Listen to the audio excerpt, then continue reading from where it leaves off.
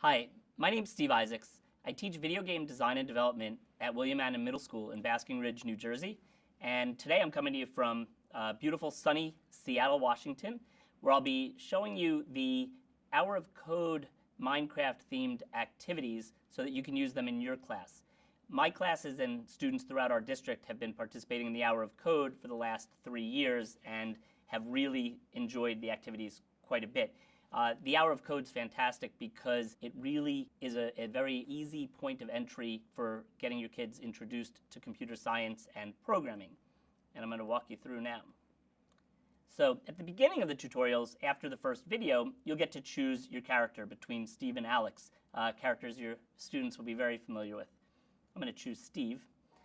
And there are 14 different puzzles that we'll go through. And like I said, I'll walk you through the whole process, and I think you'll be very comfortable moving on your own after that. So code.org and these activities use a programming language called Blockly, which is a drag and drop block code environment. And in this specific activity, the first one, I want to get Steve to walk to the sheep. And in order to do so, I have to add another move forward.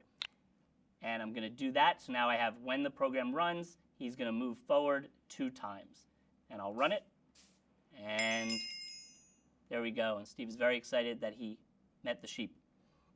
And each puzzle that you complete is going to show you how many lines of code you created. And it'll show you the code which emulates JavaScript to also make that transition for students to understand the code behind what they did. And if it took you more lines of code than you necessarily need to, it'll give you an opportunity to redo a lesson, which just allows you to improve upon your efficiency in coding. So that's lesson number 1. I'm going to move on to lesson 2.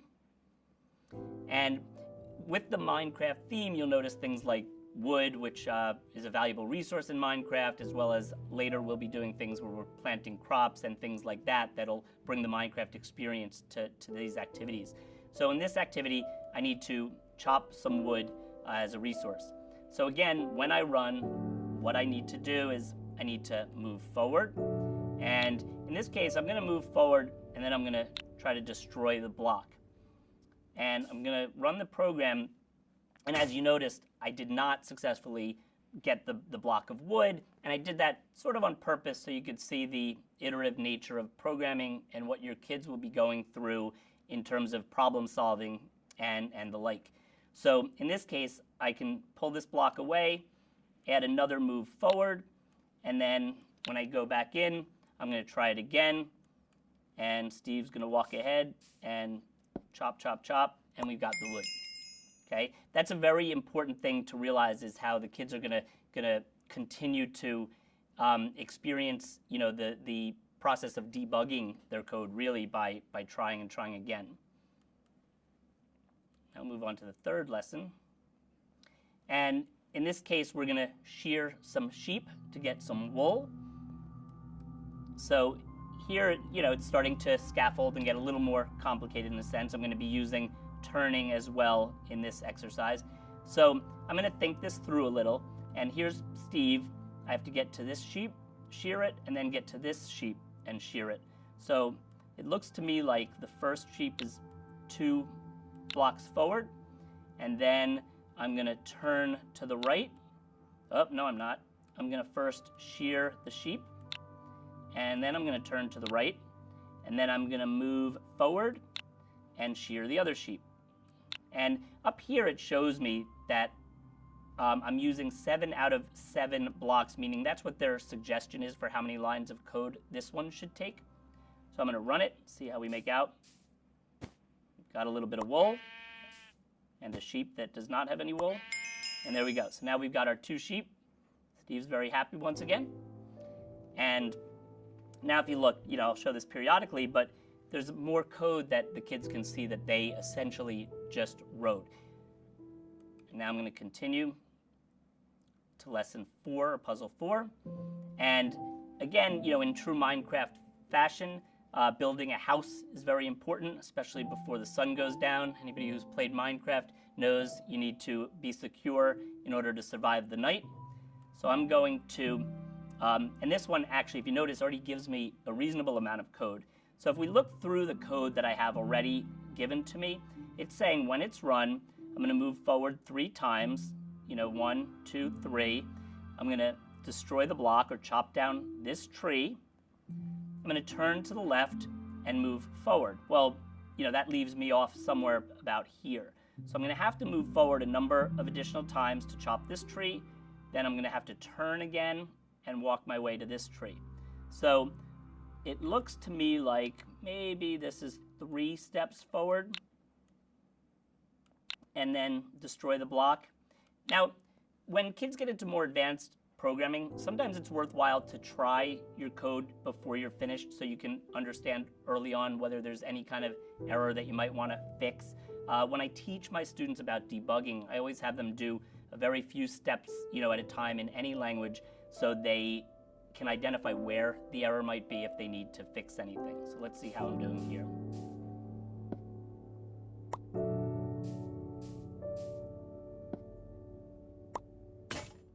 Okay, so far so good. I have to try again because I didn't finish it, but I know that all this gets me to that tree. I'm now going to turn left, and 1, 2, 3, add 3 more forward blocks. If you notice, it's starting to be a lot of code, which ultimately you'll start to understand is not as efficient as we could be, but we'll save that for the next activity. So now I'm going to reset it and run again.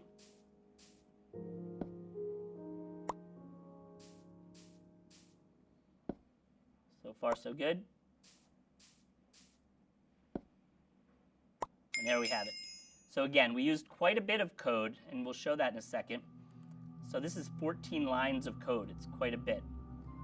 And now I'm going to go on to lesson 5, which I really like, and I'll explain why 5 is so valuable. The video for 5 will show you a little bit about loops. Loops are one of the, integral programming concepts that I teach in everything that I teach my students about programming. So here's in code.org, in this activity, within the 5th lesson, kids are already learning about loops and the value there. And I'll show you what that's all about. So in this case, it wants me to start building a house, I'm going to need to lay down some wood. And in this case, in order to do this, rather than going forward and placing a block, forward, placing a block, I can repeat the process a number of times. So it set me up already to see that I'm going to repeat something 4 times, which creates a loop, and you'll see that. So I'm going to first place a birch plank, and it's neat. It gives you opportunities to choose what you want. Maybe we'll go with oak planks for our house. So I'm going to have it place an oak plank. Right now, if I were to run it, which I'll do, it'll try to keep placing these planks in the same spot. So I have to fix that. So what I want to do is place a plank, then move forward. And if you notice from, again, how the loop will work, it'll repeat this 4 times. So it's going to place a plank, move forward, come back, place a plank, move forward. And it's going to go through that process 4 times in the loop. If I told it to do it 20 times, it would do it 20 times. So here we go. Okay. So now we're well on our way to building a beautiful Minecraft home. Okay, so now this gets great. So in this activity, we're going to build the base, or we're actually going to build the house.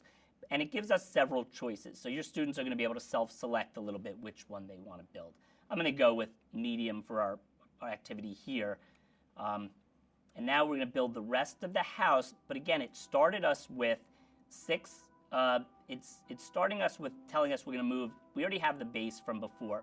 It's going to have us move forward, place a block, and we're going to be placing 6 blocks here according to this, if you get it, right? We're going to move forward, place a block, move forward, place a block 6 times. So that's going to get me to here. So at that point, I'm going to turn right. And what do I want to do after that? I want to move at least 1, 2 blocks forward. Now, I can, well, actually that's not entirely true. I want to do some other things too to build the house. So I'm going to repeat 2 times from here. So I've turned to the right. So if you think about it, I'm going to be facing the right. Now I need to move and do two things. So I'm going to do the same thing as was done here. I'm going to move forward, and I'm going to place the birch planks there. And again, like I said before, I think it's often a good idea to test what you've got so far and just see that you're on track. Sometimes what you'll find is you'll maybe move forward before you place the block or something. And there we go. So far, so good. So now I need to continue. So now, in theory, I'm going to turn right, and I'm going to move. I want to do the same thing, but 3 times to get me here, right? So I'm going to turn right. This time I'm going to repeat 3 times. 1, 2, 3. And again, I'm in the same position where it's this move forward and place a birch plank. Okay, that's going to get me here, and then, so now I'm facing down. So sometimes we're going to make a little mistake here in our orientation, but I'm thinking about it, and it sounds to me like I'm going to turn left. And now I've got to just go 1 step. So I'm going to not do a repeat for this one. I'm going to move forward, and I'm going to place a birch plank, which, if you're following me, should get me here. Then I have to do one more thing to finish off my house, and I'm going to turn to the right. And now I can use a repeat again, and I'm going to repeat 2 times that same process. Okay, so as you start going, the kids really get the hang of this and embrace the idea of making mistakes. If many of your kids are going to turn this way, and they're going to go and they'll be, oh, that didn't work. And they're going to be very resilient and go right back and fix it and be fine. So we'll run this. And hopefully we'll find a place to sleep to stay through the night if we've completed the house correctly.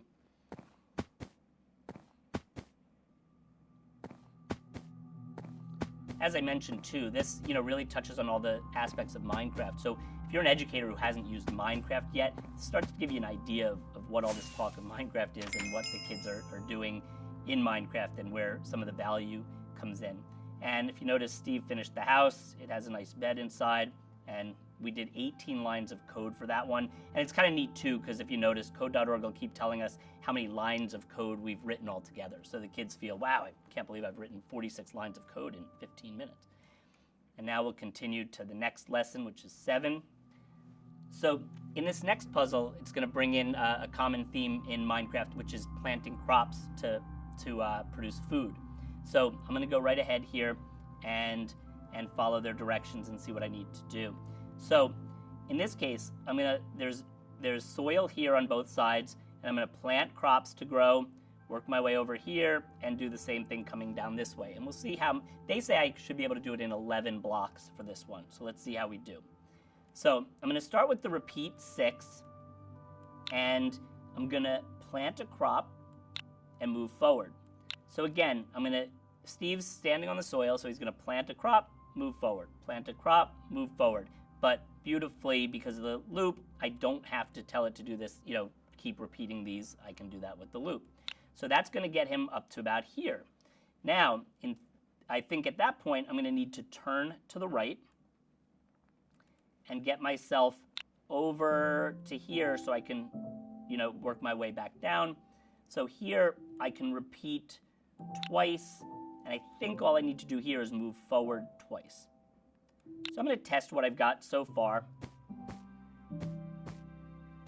Steve's planting some great crops for us. As you can see, they're growing. And there he goes. And now, perfect. So we've got this side lined up. And now we've got to think of what we've got to do here. He's facing this way. So we're going to have him turn to the right. And then we're going to do the same thing we did originally, right? Because he's going to walk down here and all that. Now, interestingly, in this case, he's starting not on the soil, so we're going to want to move him onto the soil first. So if you notice the difference, in this case, we're moving to where we're on the soil to plant the crop and then continuing from there. Here he goes. He's going to make food for the whole village.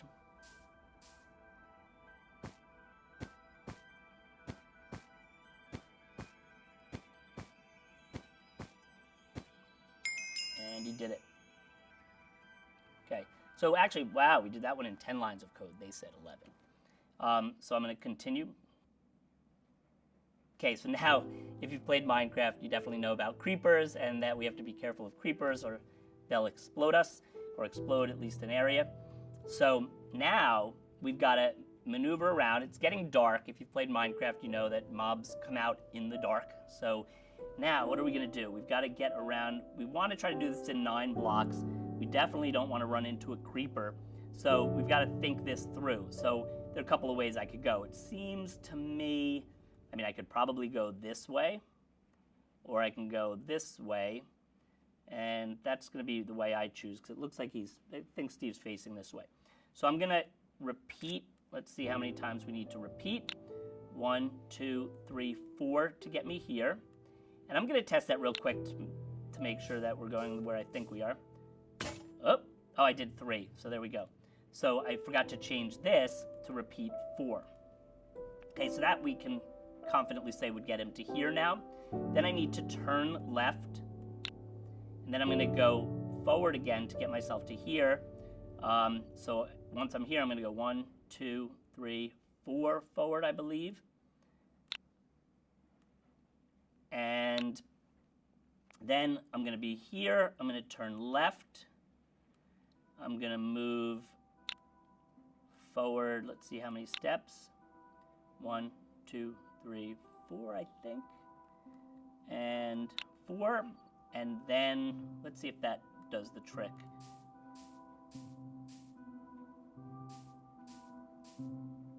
Oops. Once again, look at me. So I the creeper exploded. So I'm going to change these again. I think I had it originally, or meant, was it, let's say, 4, and then that one probably 4. And we're going to go through something in a second with re-looking at these loops.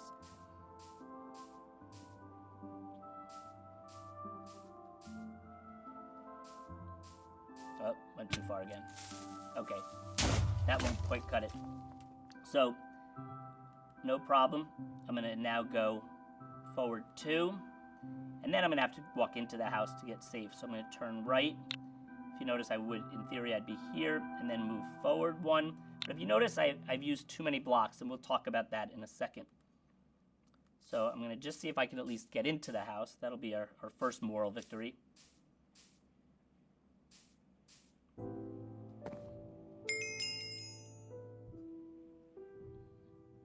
Okay, now it says, Puzzle 8 completed, congratulations.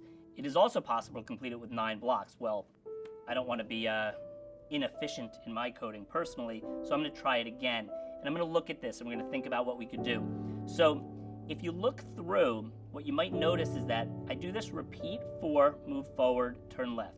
Repeat 4, move forward, turn left. All of this here is the same, right? So I can repeat this whole process twice. So I'm going to throw this part out. I'm going to do what's called a nested loop. So I'm going to repeat 2, and then do all of this that many times, right? And now it would satisfy the 9 blocks. So this is where the kids start thinking a little more critically too. And they did you would have completed the puzzle successfully, which is fine, but you might want to challenge your kids to think, how they might be able to do it in less lines of code. And here we go. Steve's moving along, avoiding creepers. Looked like my double nested loopy thing worked. And here we go. And Steve is safe and secure and avoided all those creepers. All right, we're moving right along. So now, puzzle 9. This is where we get into a little bit of mining, as you would in Minecraft. And see, I'm down underground at this point. And it says here, I want to find the most valuable resources. I find the most valuable resources underground, but it could get dark. Place at least 2 torches and mine at least 2 coal. Again, if you've played Minecraft, you know the value of torches and the importance of keeping your area lit to keep you safe, and also seeing underground when it's dark especially is pretty important. So I need to get I have to place 2 torches, and I have to mine 2 coal. So all of these little blocks here represent coal, okay? So I have a few ways I can do this. I see coal just to my left, so I'm gonna first turn left, and then I'm going to destroy the block. Then I'm gonna move forward and destroy the next block. Let's see where that takes us. Okay, so that worked for getting the 2 blocks, but I still need to place 2 torches. So I could very easily, let's see, so I turned left and I'm gonna destroy the first block. Now I'm gonna use a loop again, and I'm gonna repeat this process twice, but what I'm gonna add in here is placing the torch that I need. So I have to destroy the block, place a torch, and let's see how that works. It looks like they think I could do it in less code, but let's take a look.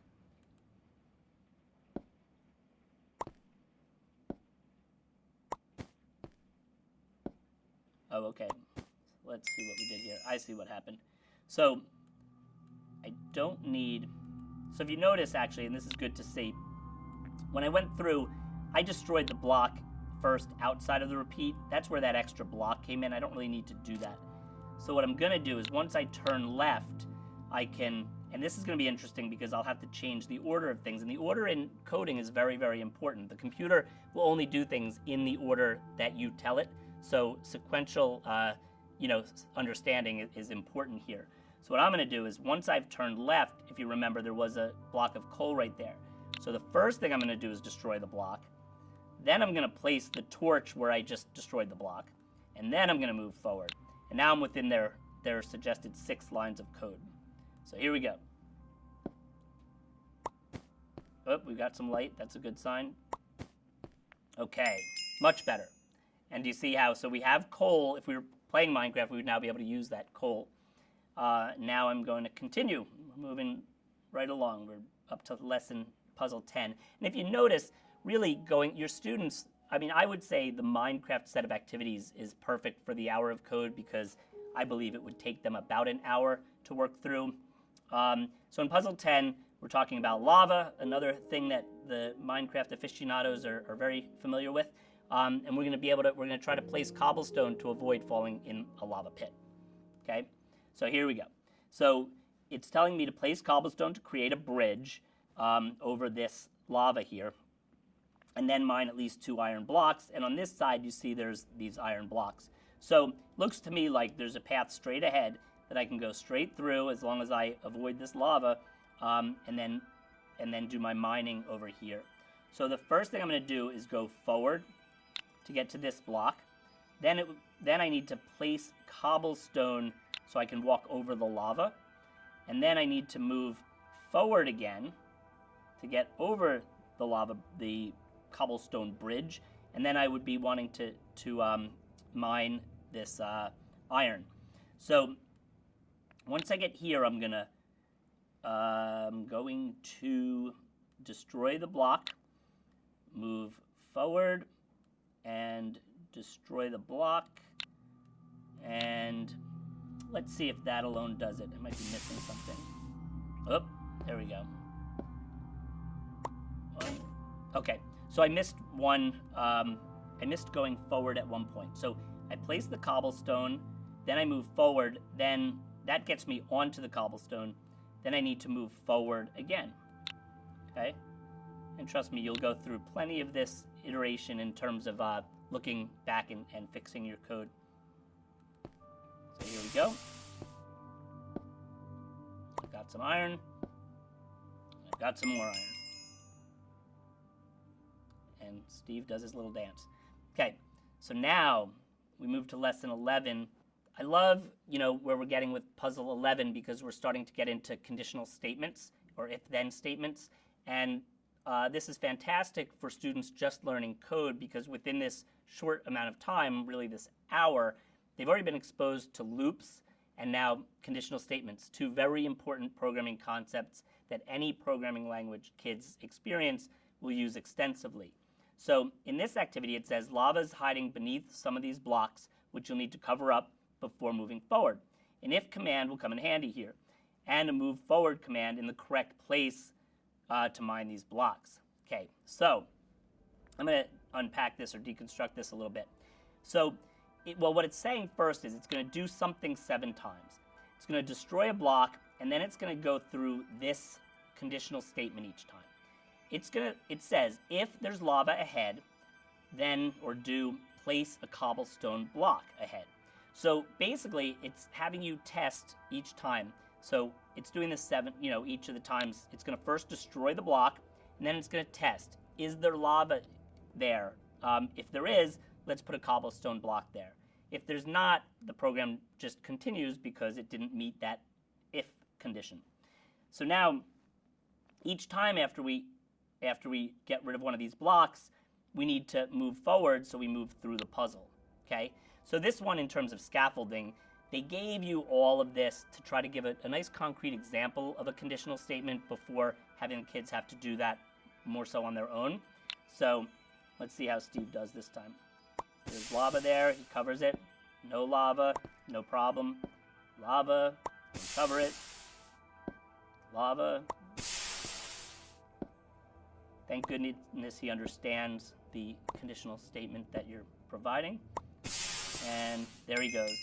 And now Steve made it successfully across, avoided the lava, and all is good in the world. So now, what I was saying about the scaffolding of the learning, lesson 12 is going to have the kids, or activity 12 is going to have the kids do conditional statements on their own now that they've learned, how they look. So now things are getting tricky. Mine 3 redstone, but don't fall in the lava.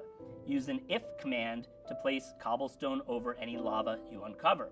So it's similar to the last one, but they're also adding that we're going to collect some redstone. Those of you who again, play Minecraft will understand the value of having some redstone. So it's another one of the Minecraft elements that's brought into the tutorial nicely. So I've got to, there are a few ways I could do this. I can either try to go across here and go around, or I can go this way. But that's something always to think about too, is to kind of, in any programming situation, in this case I'm seeing it visually, so I'm going to map where I want to go. If you're considering any kind of coding, you're going to want to kind of think it through before you start coding anyway. So when I run this, I'm going to try to go this way to get to this redstone, make a left, go this way to this redstone, make a left, and go over to here, which makes me think I'm going to be able to use some repeat commands as well as the conditional statements. So I know that I'm going to want to move forward, 1, 2, and destroy the block to collect 1 redstone. And then after that, I know I'm going to want to turn left, okay? So right off the bat, it seems to me like that's what I'm going to do. And then when I turn left, I believe I'm going to do the same thing and then the same thing. Okay, I did miss one important thing here though. Each time, so let's scratch that for a second. Each time after I move forward, I want to check if there's lava ahead. If there is lava ahead, we know now that I want to place cobblestone, okay? And then, so I'm moving forward, checking the lava, moving forward again. So I'm going to keep doing that until I get 1, 2, 3, and then I'm going to destroy, let's see, 1, 2, then I'm going to destroy the block, and then I'm going to turn left. So what we want to know is, does this cover everything we need to be concerned with now that the puzzles are getting a little more complicated? So let me think about that again. I move forward. If there's lava ahead, place cobblestone. Move forward again, and that still does not seem quite right.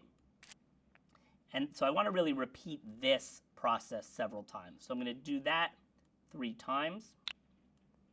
So let's see if that's right. 1, 2, 1, 2. It's probably 2 times.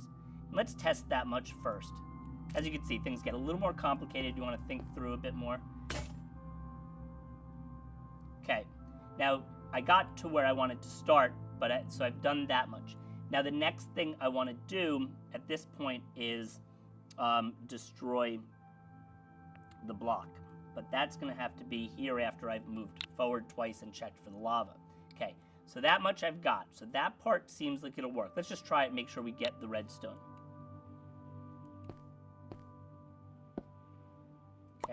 Okay, so we've got some redstone, but we didn't really account for the fact that then we have to walk over here again before when I was going to turn left. So let's consider that.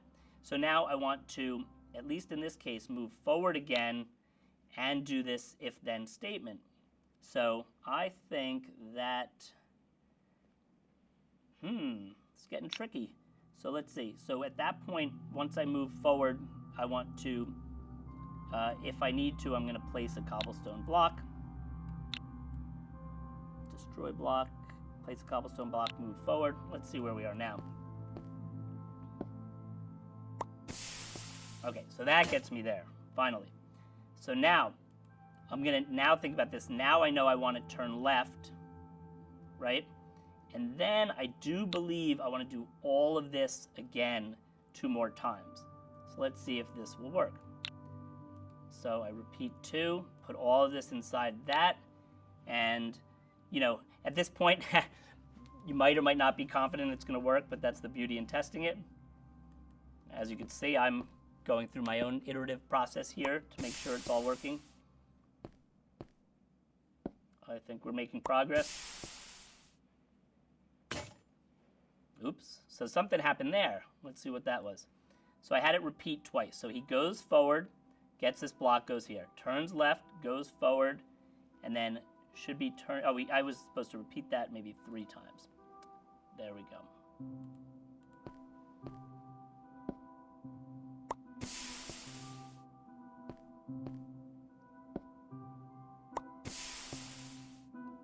Feeling better about this. Okay, so there you go. So if you notice, I mean, I truly modeled the iterative process of how you're going to have to play around. You're going to make your mistakes. You're going to keep going. It happens to the best of us. Okay, and I'm going to continue now to level 13. And in level 13, it wants us to lay rails. So now, once again, this is fun and exciting for kids because we're going to start bringing in rails and mine carts into the game, which anybody who's played Minecraft loves. Personally, I love digging subway, like large underground areas and creating subways and stuff myself. So when it runs, I want to get all the way from here to here and put down rail tracks. So right now it looks to me like I'm facing down, so I believe I'm going to turn right. And in this case, again, I'm just to make sure I'm oriented correctly, I'm going to test that, and that seemed to work. Okay, it's going to tell me I didn't finish it. I understand that. So I turn to the right. Now what am I going to do? I'm going to move forward 1, and then I'm going to place a rail. Then I'm going to move forward, place a rail, or actually the other way around. I think I'm going to place the rail and then move forward. So I'm going to repeat this. Oops, probably, let's see, 1, 2, 3, 4, 5, 6 sounds right. I'm going to place a rail, move forward, okay, and I notice something here. Well, we'll do this and then I'll explain. So I'm going to just at least see if laying the rails down works from where I am.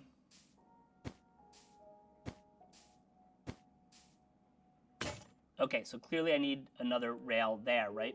So I am going to change that to 7 times. And although, let's see what happens there. I think I'm going to then, let's see if I end up in the right place.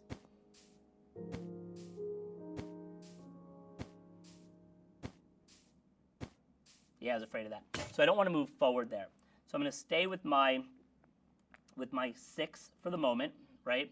So, and then I'm going to, at that point I would be here.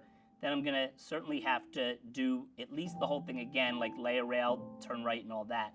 So let's see how that's going to work. So I'm going to try something. I'm going to put the turn right in here for a second because I know I have to do that. Nope, that's not going to work. So wait, I'm going to turn right, do this 6 times. Okay, I'm going to place the rail, move forward. Then I know I need to at least place 1 more rail and turn right. That'll set me back this way. And then I believe if I do the same thing with the rail and moving forward, we'll see if that works. I might be placing a second rail. I might have to move forward first, but let's give it a try. In fact, that is what I think I need to do.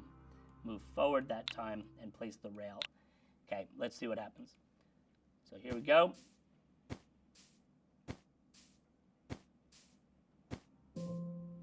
At the anticipation. It is very, it's very exciting as you start to watch your code, unfold and work and see if you did it right and all that.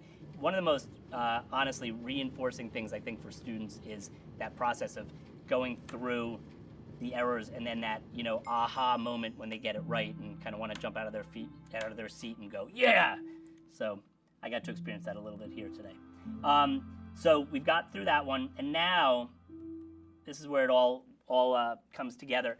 In activity in lesson 14, you have a wide open area, and this is unique in code.org in that it's like we've learned all these skills, and now, again, in true Minecraft form, it wouldn't be Minecraft if we didn't have the opportunity to freely build and explore and chop trees and things. So we're able to do that now.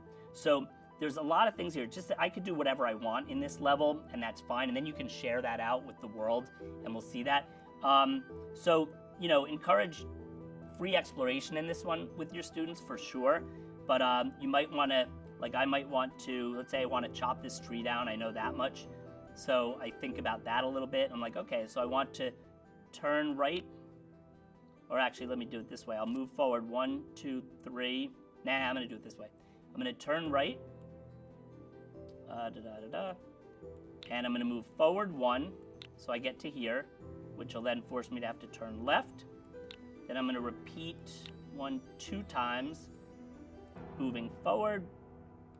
And then I'm going to, at the very least, chop this tree. Destroy block. Okay? So again, I'll play around a little, see where I get. So I did what I aimed to initially. This level, once you run something, it's still going to tell me, kind of congratulations, you did it. I want to keep playing, okay? Which is great that it offers that. I could print this, I could share it to Facebook or Twitter, or I believe I could even text it to somebody. But I'm going to keep playing, and I'm going to think about what other things I want to do. And I'm going to leave this part open to all of you, because this is where you get to express yourself through Minecraft and code.org. But I will add that one kind of possibility that I see for bringing this into the classroom as well is on this level, it opens itself well to kind of creating some design challenges that you might want to offer your students. Like maybe after they free explore, you give them an opportunity to, let's say you say clear all 4 of or 3 of the trees that are in this area and build a small house, or maybe you ask them to build a house and add a garden or things. And I would give a number of options for this to just let some of the kids that are further along, kind of tackle these challenges.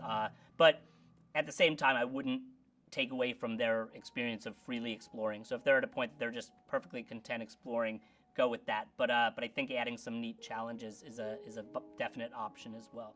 So I hope this tutorial, helped get you started, and I hope you're on the way to a very successful Hour of Code, and that all of your students enjoy Computer Science Education Week and the Hour of Code. Thank you.